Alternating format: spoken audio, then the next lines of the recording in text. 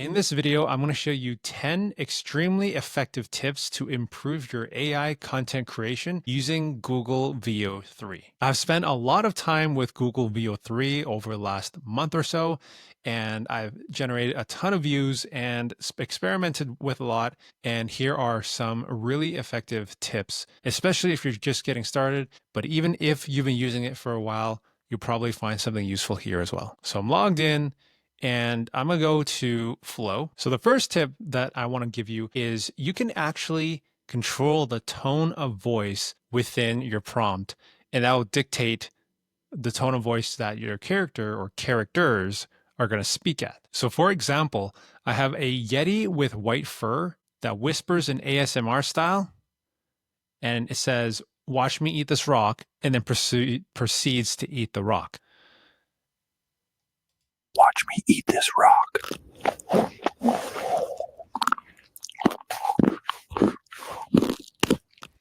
So here the Yeti whispers, and it's in the ASMR style, which is exactly what I told it to do. The prompting is fine, but Google Veo 3 is still in its early stages and it doesn't get things right 100% of the time.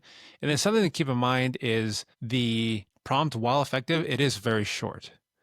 And we'll go over this later on in a different video, but the more detailed your prompt is, the better the output will be, but only up to a certain point. Because if you try describing everything, it's not going to be matching it 100%. AI is still AI. But yeah, if you want to tell the Yeti to shout, to whisper, to talk fast, and then talk slow, there's a bunch of different options that you have.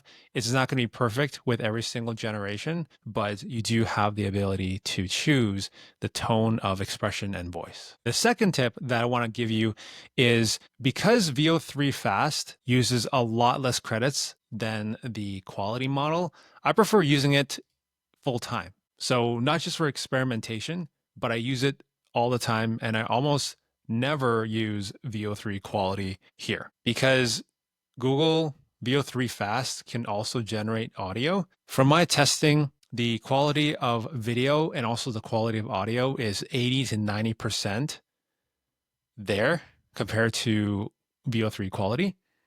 And at the cost of a fifth of the number of credits, right? You see it's 20 credits right here. But if I go to quality, it's 100 credits. And considering that credits are expensive and in the trial, you only get 1,000 credits to experiment with, and you can have up to 4 outputs per prompt. You can go through your credits really fast.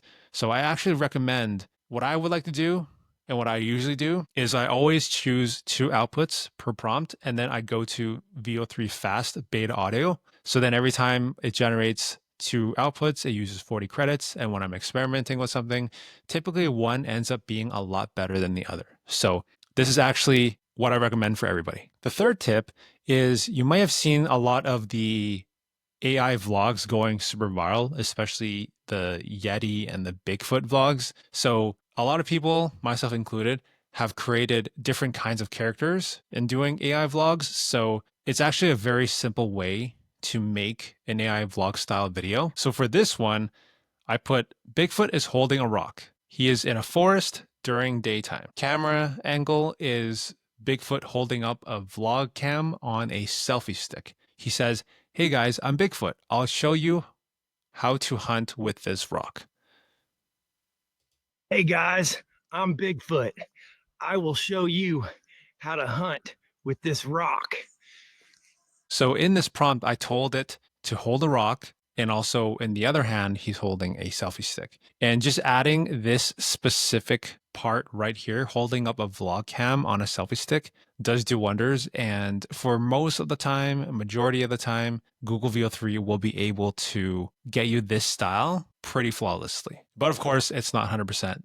And I would recommend you generate a couple more samples, a couple more outputs, so that you can have the angle and the style that you want. Now, tip number 4, you can actually have your characters utilize different accents, but this doesn't work all the time. So let me give you an example. In this particular prompt, it's basically the exact same style and same prompt that I just showed you with the vlog style, but I said that in the prompt, he says in a Chinese accent, I'm Chinese, so I can say that, But he says in a Chinese accent, "Hey guys, I'm Bigfoot.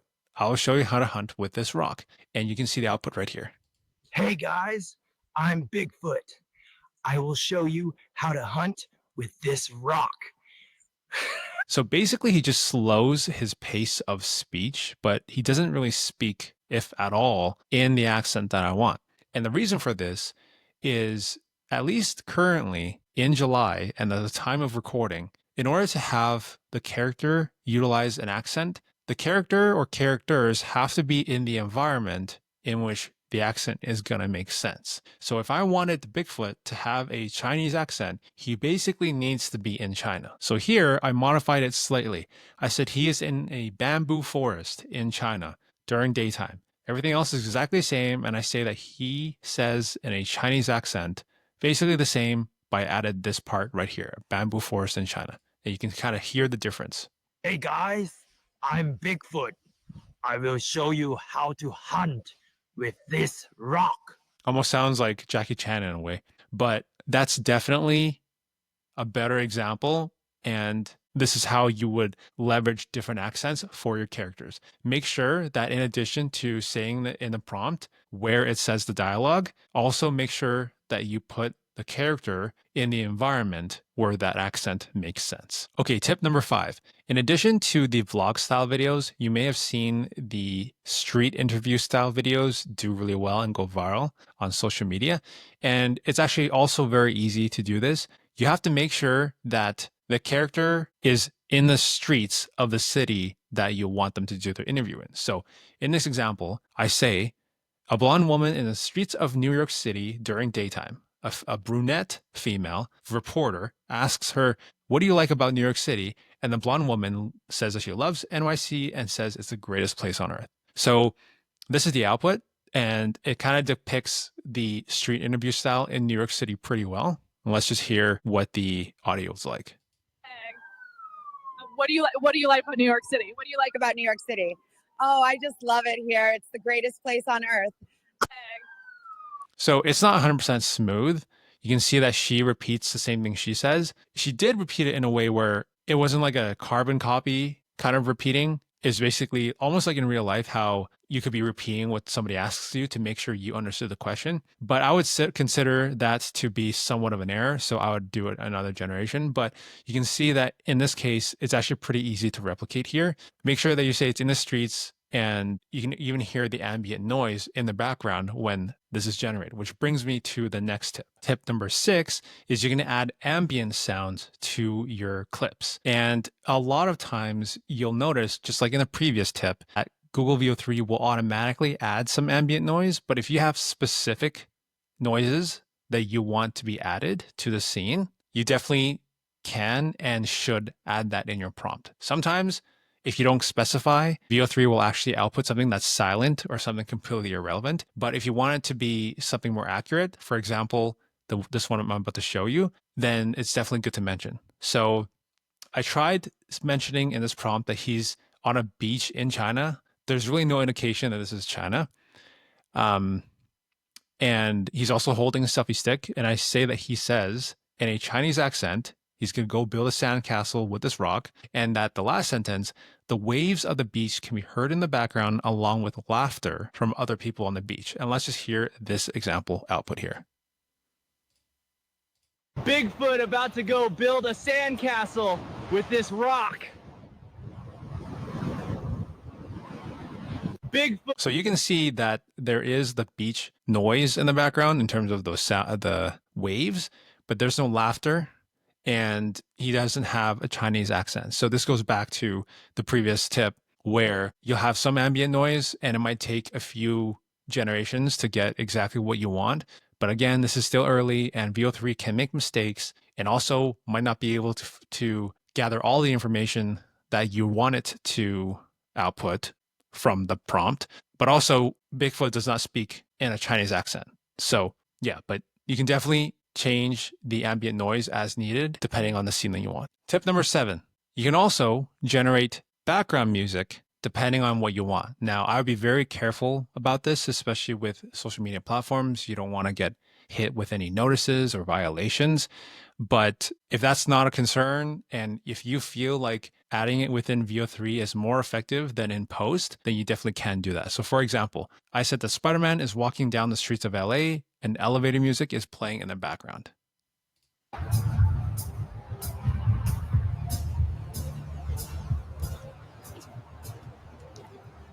I mean, this is a very good clip, by the way, very realistic. But you can kind of hear the elevator music in the background. It's not very strong, but I think this demonstrates the point. Okay, tip number 8 is you can actually use something called Flow TV to get inspiration and to learn to improve your prompts. And this is a very underrated feature and something that I also need to start using more often. But you can kind of see the output that Google VO3 can create, and it's really, really cool. So how to access it is you go back to the Flow homepage, and then you'll see Flow TV right here. If you click on it, it's going to open a new tab, just like this. And basically, it's like different channels in which you'll see different outputs for VO3. So you'll be able to hear the audio if you click on this. So that's really cool. You can also mute it right here. You can click on this button right here to show the prompt. So just let me zoom in. So let me zoom in here. Okay, so a miniature model steam engine train with yellow trim, very descriptive. And then I can scroll down here to see the rest of it. And then let me show you this again. So it's not a very long prompt, but you can see the prompt that generated the scene, which is really, really cool. You can also click this hide prompt and then you don't see it, right? You can also click on view all and you'll see a bunch of different channels that you can get inspiration from. So you can choose this one, and everything is just cheese, right? You can also click on grid view and you'll see a bunch of different scenes that are all generated in this particular theme. You can click the up and down arrows to go to different channels. So here's the bloom channel, different flowers. It's pretty cool here with the denim and jean flower in the top right-hand corner there. And then the next channel is zoo break. That's crazy. Kind of traumatizing with the one in the mouse in the shower here. Let's click on view all one more time. Let's just see what else is there. So there's a bunch of channels, but it's not like unlimited. It's not like hundreds, right? Let's click on unnatural and then click on view all again. Oops. Unnatural. Click on grid view. Oh, that's wild. That's really cool, actually. Let's just say I want to know the prompts for this. And then it's literally just a small tree of rocks is using its roots, right? Let's go back. Previous clip. Actually, let's pause this. A small tree of rocks is using its roots to creep through the forest walking movements. And that is literally it. You can tell that it's not a very complicated prompt, but it's pretty effective. That's pretty cool. Not gonna lie. If I was to make a documentary of random objects walking around, this would be very inspirational for me. But yeah, Flow TV, very underrated tip. Very underrated resource for inspiration. Okay, tip number 9, and that is currently within VO3, you can't generate vertical videos specifically for social media, but there is a way around it where if you really want to and really need to, you can. So I'm gonna go back into this project. So in order to do a vertical 9:16 video, you actually need to have an image first in that vertical orientation and then rotate it 90 degrees on its side and change it to a 16:9, but basically just rotate it.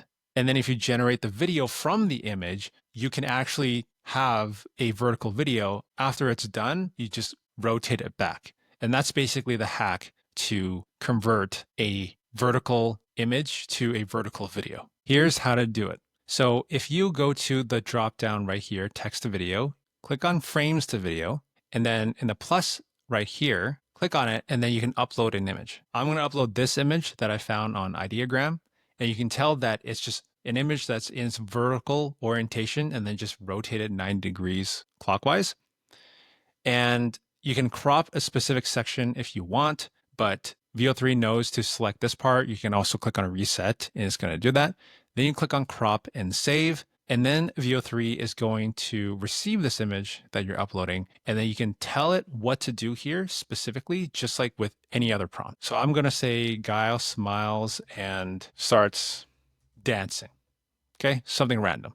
And then I'm going to click on go ahead, and then it's starting to generate the two outputs, and let's see what it comes up with. Okay, after about a minute or two, we have both outputs finalized, and you can kind of see right here no audio is generated for one of them, and then there is audio for the other. So this is still something that VO3 is working on, and it is a bit of a waste of a credit because the only reason why, or I should say, one of the only reasons why VO3 is better than everything else out there is that it has native audio integrated. So if there is an output that doesn't have audio, it's kind of a waste of time and waste of credits.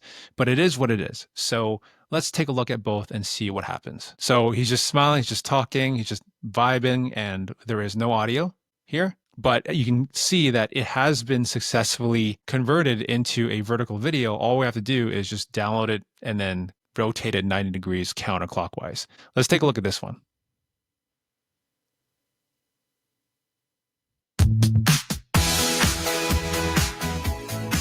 So interestingly enough, there's literally no audio until like 4 or 5 seconds in. I literally thought there was not going to be any. But yeah, and then after that, we just download it and then rotate it 90 degrees counterclockwise. And that's how you can kind of have a way to generate vertical videos on VO3. Now, the 10th and final tip of this video is consistent characters. Now, being able to convert an image to a video and having sound, just like this previous example here, is already kind of a spoiler into how to have consistent characters all the time. Because one of the biggest cons and inconveniences, I should say, about VO3 is the inability to have consistent characters from scene to scene. That's basically because VO3 does not have a memory of the outputs that is generated. So every single time you go through and create a new scene, and in order to make a longer video, you're stitching multiple 8-scene clips together. There is no character consistency. So as of July, and this is a relatively new update, you can generate image to video outputs with audio. And initially when VO3 came out, you could do that, but there was no audio, but now you can. So this is basically the best way to generate consistent characters. So there's a couple different ways to do this. There's some AI tools that allow you to create consistent characters, such as Higgsfield, and in my opinion, probably the best way to do so with their sole consistent characters feature. And then you also have OpenArt, which allows you to also create consistent characters with just one image or even 4, 5, 10 images. The more images, the better. And with these tools, you can essentially create whatever character you want, create a consistent image, and then create different scenes with that character so that you can have a consistent character no matter what video you're trying to output. So for example, Higgsfield, in my opinion, is the best at doing this right now. So if you were to make this woman and have her show up in multiple scenes consistently, it's going to be the best way. And just have her be placed in different scenes and she'll look the same all throughout, and then just stitch together the scenes together and you'll have a full video. I'll definitely share a live demo and example of that in a future video. But for now, that is tip number 10 and the best way to generate consistent characters. Okay, and that concludes this video of 10 VO3 tips to help improve your AI content creation. If you like this video, please give it a thumbs up. I'd really appreciate that. I'm going to try to post more on YouTube and have more of these videos made whenever I get a chance, but every little bit counts and will keep me motivated to make more content now and into the future. But yeah, thanks for watching, subscribe, and I'll see you on the next one.